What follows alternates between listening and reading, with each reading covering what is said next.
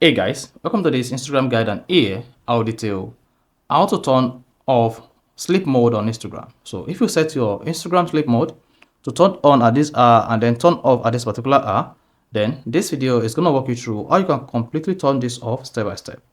So if at the end of this you found this offer informative, please don't forget to like and then subscribe. Now, to turn off Instagram sleep mode, all you just need to do is go ahead and open the Instagram application and click on your profile icon at the bottom right. Once you hit your profile icon, go ahead and click on the menu icon at the top right. Then you'll be taken to the settings and activity page. On the settings and activity page, locate notifications under how you use Instagram and click on it.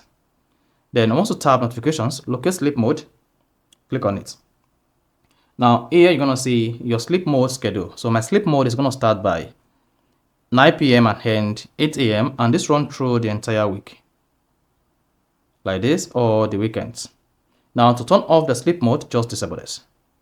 Then once that is disabled, you see the sleep mode disabled on your Instagram and you cannot hit the back button. So that is basically how to turn off sleep mode in Instagram. So if you found this offer informative, please don't forget to like and then subscribe.